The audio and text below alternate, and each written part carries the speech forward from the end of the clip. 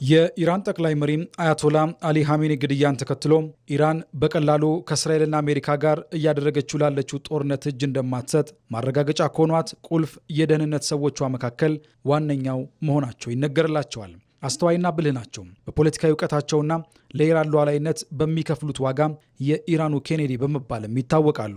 የኢራን የብሔራዊ ደህንነት ምክር ቤት ዋና ጸሐፊ አሊ ላርጃኒ የአያቶላ አሊ ኻሜኒ ግድያን ተከትሎ በእርጋታቸው ይታወቁ የነበሩት አሊ ላርጃኒ እስራኤልና አሜሪካን ተስፋቸውና ጨልመዋለን፣ ወንጀለኞችንና ሀፍረት የለሾችን በድርጊታቸው እንዲጸጸቱ እናደርጋቸዋለን በሚል ቁጣ ጦርነቱን ከመሩ የአገሪቱ ቁልፍ ሰዎች መካከል አንዱ ነበሩ።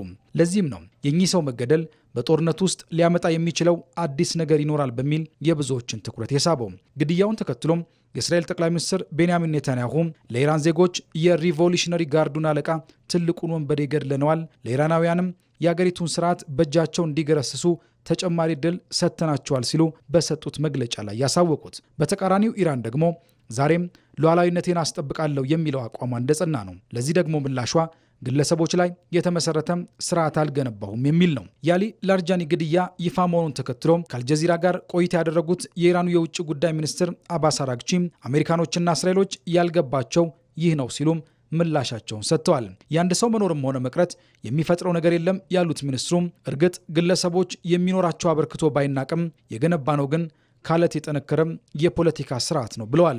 ለዚህም ማረጋገጫ አድርገው ከጠቅላይ መሪያችን በላይ ቁልፍ ሰው አልነበረንም፣ ሰዎች ያልፋሉ፣ ስርዓታችን ግን ይቀጥላል ብለዋል። የኢራን ጦር መሪ አሚር ሐታሚም ኢራን ግድያውን ተከትሎ ከባድ አጸፋዊ ምላሽና ጥቃት እንደምትፈጽም ማረጋገጣቸውን ተከትሎ በማዕከላዊ እስራኤል በተሰነዘረ የሚሳኤል ጥቃት 2 ሰዎች ሲገደሉ የቴል አቪቭ ባቡር ጣቢያ ላይ ውድመት አድርሷል። 19ኛ ቀኑን ያስቆጠረው ይህ ጦርነት ቀጠናዊ ጦርነት ሆኖ ይቀጥል ይሆን ለሚለው ጥያቄ ይህ ፍላጎት አድጎ ቀጠናዊ ጦርነት የመከሰት እድሉ አነስተኛ ነው፣ ጦርነቱም አልፎ አልፎ በሚኖሩ ጥቃቶች ሊዘልቅ ይችላል የሚል እምነት እንዳላቸው የሚገልጹት የፖለቲካ ሳይንስ ምሁራን ለዚህም ከመካከለኛው ምስራቅ ሀገራት አጸፋዊ ምላሽ አለመስጠት አንስቶ ዶናልድ ትራምፕ ላቀረቡት ሀገራት ጣልቃ ይግቡ ለሚለው ጥያቄ የተሰጠው ምላሽ በማሳያነት ይጠቅሳሉ። በመሆኑም ከዚህ የዘለቀ ጥፋትና ውድመት ከመከሰቱ በፊት ቱርክን ጨምሮ የተለያዩ ሀገራት እያቀረቡ የሚገኘውን ጉዳዩን በድርድር መፍታት እንደሚያስፈልግ እያጠናከሩ ይገኛል።